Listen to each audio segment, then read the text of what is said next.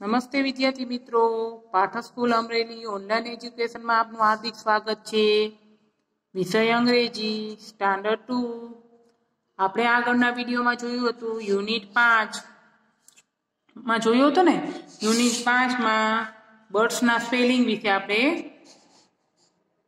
Spelling બોલ્યા હતા અને પક્ષીઓના ચિત્ર જોયા હતા ને બધા સ્પેલિંગો આપણે બોલ્યા હતા. હવે પછી એમાં જોઈએ એનું શું કરાવ્યું હતું. મેં તમને fun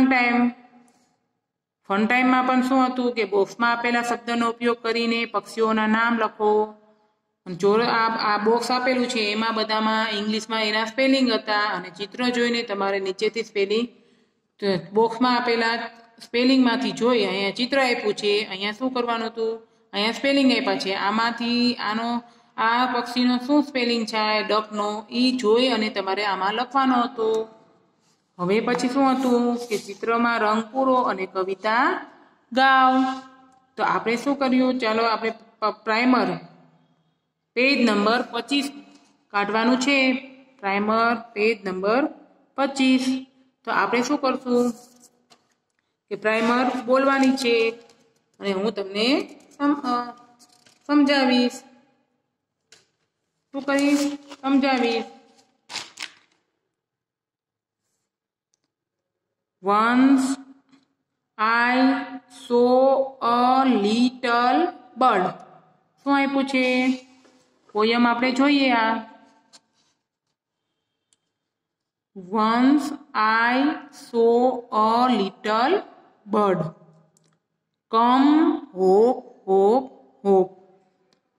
So I cried, little bird. Will you stop, stop, stop, and watch going to the window to say, S-A-Y, say, how do you do? But he shook his little tail, and far away he flew. આપણે શું જોયું આ પોયમમાં, once I saw a little bird.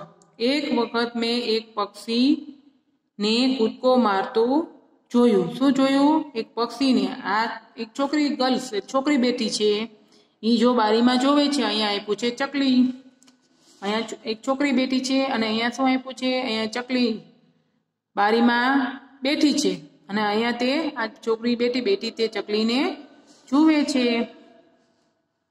Once I saw a little bird. એક વખત મેં એક પક્ષી કૂદકો મારતું જોયું. બર્ડ્સ એટલે પક્ષી. એક વખત મેં એક પક્ષી કૂદકો મારતા જોયું. કમ, હોપ, હોપ, હોપ. તેને કમ એટલે અહીંયા આવ. શું કીધું, કૂદકો મારતું આવતું જોયું. શું જોયું, Once I saw a little bird come hop, hop, hop. મેં એક વખત એક પક્ષી કૂદકો મારતું આવતું જોયું. શું જોયું, પક્ષી કૂદકા મારતું આવતું જોયું. તેથી તે મેં શું કરી, બૂમ પાડી. So I cried, little birds. એને શું કરી, બૂમ પાડી. એ નાનકડા પક્ષી, શું કીધું, એ નાનકડા પક્ષી. Will you stop, stop, stop. એ નાનકડા પક્ષી તું ઊભું રહીશ. શું કીધું, સ્ટોપ, સ્ટોપ, સ્ટોપ. એ નાનકડા પક્ષી તું ઊભું રહીશ. And was going to the window. શું કે છે, અને બારી તરફ ગઈ. આ જે મેં તમને ચિત્રમાં બેઠી હતી છોકરી જોઈ, એ શું કર્યું, ચકલી એને વિન્ડો એટલે બારીમાં જોઈ અને પછી શું કર્યું, and was going to the window to say how do you do. અને હું બારી તરફ ગઈ. ઊભું રહીશ અને હું બારી તરફ ગઈ અને કહ્યું, તું કેમ છો? શું કહ્યું? તું કેમ છો? But he shook his little tail and far away he flew. પરંતુ તેણે પૂંછડી હલાવી અને દૂર દૂર તે ઉડી ગયું. આને શું કર્યું? તમે પક્ષી બારીમાં બેઠું હોય, તમે જોયું હોય તો તમે શું કરો? એને અડવા જાઓ ને. તો અડવા જાઓ તો આ છોકરીએ શું કર્યું? તેની પૂંછડી અડવા ગઈ. જેવી તે અડવા ગઈ એ ભેગું પક્ષી દૂર દૂર સુધી ઉડી ગયું. શું થયું? ચકલી દૂર દૂર સુધી ઉડી ગઈ. શું કહે છે? Once I saw little bird come hop hop hop, so I cried little bird. એક વખત મેં એક પક્ષીને કૂદકા મારતું આવતું જોયું, તેથી મેં બૂમ પાડી, હે નાનકડા પક્ષી, શું તું ઊભું રહીશ? શું કીધું એને? એ નાનકડા પક્ષી, તું શું ઊભું રહીશ? અને બારી તરફ તે શું થઈ ગઈ અને કહ્યું, તું કેમ છો? પરંતુ તેણે પૂંછડી શું કરી? તેણે પૂંછડી હલાવી અને દૂર દૂર સુધી તે ઉડી ગયું. શું કર્યું? પૂંછડી હલાવી અને તે દૂર દૂર સુધી ઉડી ગયું. તેને સરસ મજાની બારીમાં આપણે બેઠા હોય ત્યારે રૂમમાં કે બહાર ફળિયામાં, તો બારીમાં આવીને ચકલી બેસે તો તમને ખૂબ જ ગમે ને બધા બાળકોને. તો આને પણ એવું હતું, તે બેઠી હતી તો બારીમાં આવીને એક ચકલી બેઠી એટલે એને જોઈ તો એને ખૂબ જ ગમી ગયું. તો એને શું કર્યું? તે તું ઊભી રે, હું તને પકડવા આવું. શું કીધું? તું ઊભી રે, હું તને. એની તે શું કરવા? પૂંછડી પકડવા ગઈ, પણ તે ચકલી ઊભી રહી નહીં અને તે દૂર દૂર સુધી ઉડી ગઈ ને. તો તમે આ પોયમમાં ખબર પડી ને શું હતું? તો ચકલીનું ચિત્ર છે અને છોકરીનું ચિત્ર દોરેલું છે અને તે સરસ મજાની પક્ષીને બોલાવે છે, તું અંદર આવ એમ બૂમ પાડે છે. અને તેને એમ પણ કહે છે પક્ષી, તું ઊભું રહીશ. અને હું બારી તરફ ગઈ અને કહ્યું, તું કેમ છો? આપણે કહીને, તું કેમ છો? મજામાં? એમ, તું કેમ છો? પરંતુ તેણે પૂંછડી હલાવી અને દૂર દૂર સુધી તે ઉડી ગયું. તેણે પકડવા પ્રયત્ન કર્યો, એની પૂંછડી ચાલી, પણ તે ઊભું રહ્યું નહીં અને દૂર દૂર સુધી ઉડી ગયું. શું થયું? દૂર દૂર સુધી ઉડી ગયું.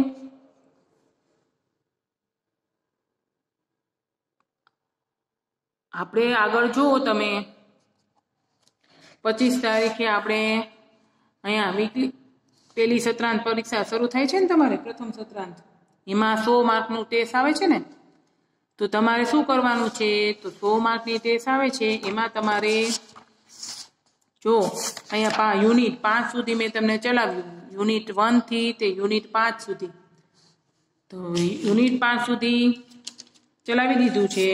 હવે એમાંથી જ તમારે પ્રથમ સત્રાંતની પરીક્ષા છે 25 તારીખે, ત્યારે ઇંગ્લિશની ટેસ્ટ હોય, પેપર હોય, ત્યારે શું પહેલા યુનિટ 1માં તમારે A થી Z સુધીના સ્પેલિંગ આવે છે બધા બાળકોને. તો જો A થી Z સુધીના મેં તમને સ્પેલિંગ સમજાવ્યા અને બોલાવ્યા હતા. તો આમાં શું છે? તો A થી બીજી ABCD A થી Z સુધીની ખૂટતી ABCD પૂછાશે. શું પૂછાશે આમાં? તો ખૂટતી ABCD પૂછાશે અને ઉચ્ચાર અર્થના જોડકા પણ પૂછીશ. ઉચ્ચાર અર્થ ANT, આંટ એટલે તો કે કીડી, બેટ એટલે બેટ, કેટ એટલે બિલાડી, ડોગ એટલે કૂતરો, એગ એટલે ઈંડું, ફેન એટલે પંખો, ગન એટલે બંદૂક, હટ એટલે ઝૂંપડી. એટલે A થી Z સુધીના ઉચ્ચાર અર્થના જોડકા પણ પૂછાશે અને A થી Z સુધીની ખૂટતી ABCD બીજી ABCD પણ પૂછાઈ શકે. પછી જો આમાં ફન ટાઈમ એમાં જો ચિત્ર જોઈને એ ઈ આઈ ઓ વાળી ખાલી જગ્યા એ ઈ આઈ ઓ યુ વાળી ખાલી જગ્યા પૂરવાની છે. એમાં પણ તમારે અહીંયા ચિત્ર પણ આપ્યું હશે અને બાજુમાં અહીંયા સ્પેલિંગ આવી જ રીતના ખાલી જગ્યા વાળો કે એલ ખાલી જગ્યા જી. તો અહીંયા શેનું ચિત્ર છે તો કે પગનું. તો પગને આપણે ઇંગ્લિશમાં શું કહેશું તો કે લેગ. પણ કાઉન્સમાં પછી એમ આપ્યું છે કે ઈ આવશે કે ઓ આવશે. તો તમારે વિચારીને જોવાનું કે આપણે આમાં ઓ આવે કે ઈ આવે. તો લેગમાં શું આવે તો કે ઈ એલ ઈ જી લેગ એટલે પગ.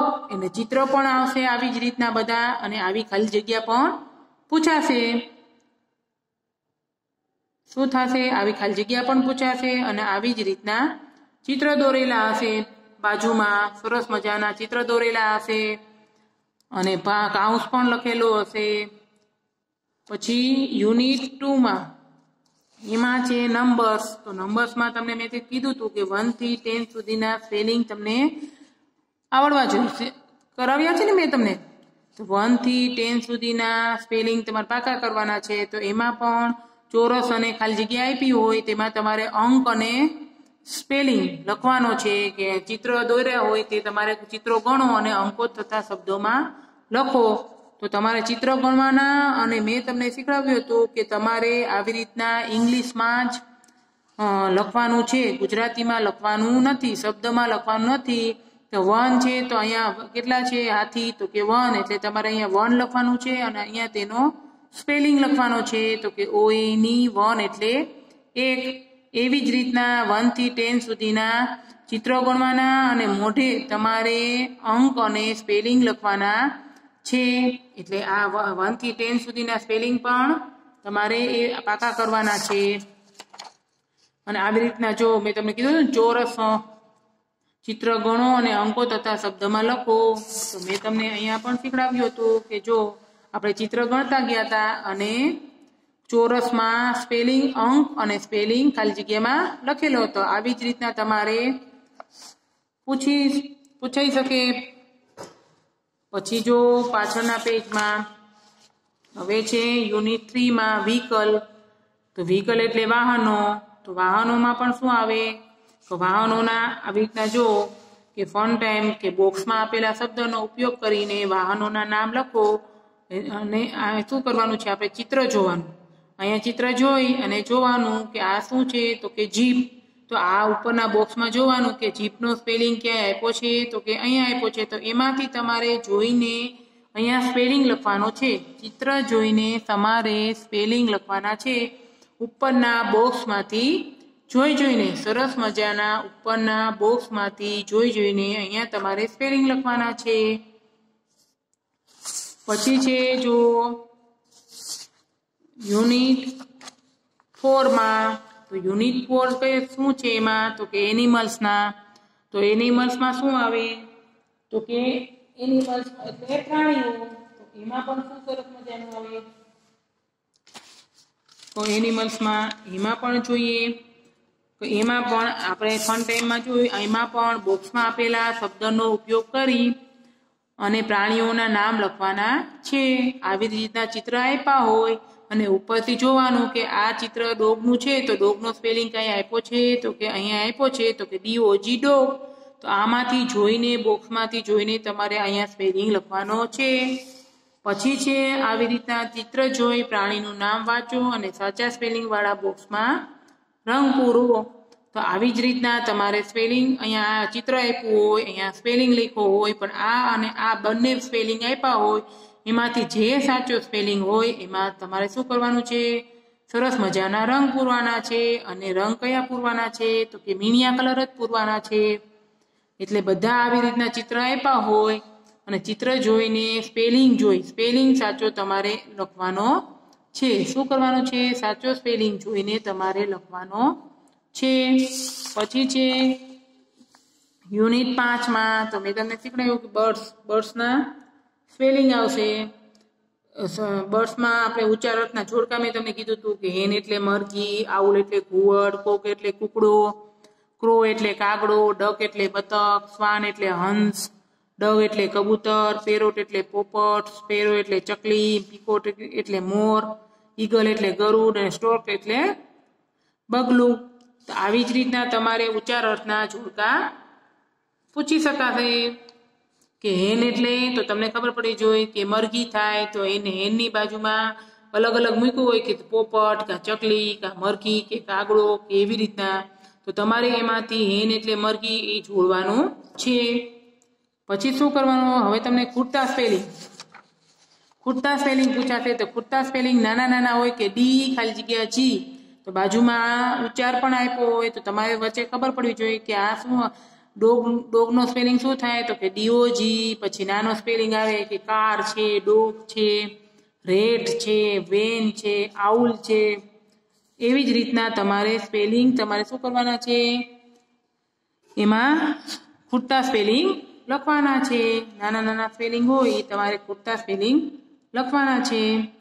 પછી મેં તમને કીધું કે એ વાળી ખાલી જગ્યાએ તો મેં તમને આગળના યુનિટમાં જોયું. પછી એકાદી પોયમ પૂછાશે કે આવી રીતના આ પોયમ છે, અથવા ગમે એ પોયમ પૂછાશે કે પોયમ હોય એમાં આપ્યું હોય કે ચિત્રમાં રંગ પૂરો અને કવિતા ગાવ. તો ચિત્રમાં સરસ મજાના મીણિયા કલર પૂરવાના છે, અને અહીંયા આપ્યું હોય એ જ રીતના કવિતા છે બાબા બાબા બ્લેક શીપ. તો અહીંયા નીચે ખાલી જગ્યા આપી હોય એમાંથી તમારે જોઈ જોઈને લખવાની છે. પોયમ તમારે શું કરવાનું છે? જોઈ જોઈને સરસ મજાની જોઈ જોઈને લખવાની છે. પછી શું કરવાનું છે? તો કે સુંદર અક્ષરે સ્પેલિંગ, ઉચ્ચાર, અર્થ લખો. તો સ્પેલિંગ, ઉચ્ચાર અને અર્થ આપેલા હોય એમાંથી જોઈ જોઈને સરસ મજાના સ્પેલિંગ, ઉચ્ચાર અને અર્થ લખવાના છે. 25 તારીખ 25/1 પહેલા મહિનાની 25 તારીખ પછી જે આપણી છે પ્રથમ સત્રાંત પરીક્ષા 100 માર્કની, એમાં આપણે આ બધું મેં તમને અત્યારે કીધું એ રીતના પેપરમાં પૂછાશે. 100 માર્કનું પેપર છે, અને 25 તારીખ પછી ઇંગ્લિશનું જ્યારે પેપર હોય ત્યારની વાત કરું છું. 100 માર્કનું પેપર છે, એમાં તમારે પૂછાશે. અને સ્પેલિંગ, ઉચ્ચાર, અર્થ સરસ મજાના જોઈ જોઈને લખવાના છે, મોઢે નહીં. સરસ મજાના જોઈ જોઈને લખવાના છે. પ્રથમ સત્રાંત પરીક્ષા 25 તારીખ પછી એમાં આ રીતના પૂછાશે. ટેસ્ટમાં તો મેં પૂછ્યું જ છે, તમને એ બધાને યાદ જ હશે. ઇંગ્લિશની ટેસ્ટમાં 20 માર્કની, એમાં પણ મેં તમને આવી રીતના ટેસ્ટમાં 100 માર્કનું પેપર હોય એમાં પૂછાય એ રીતના મેં તમને ટેસ્ટ પણ પૂછી હશે. પૂછી છે ને બધાને? બધા બાળકો મજામાં હશો? મજામાં છો ને? ખૂબ જ આનંદમાં હશો. Bye bye. આભાર.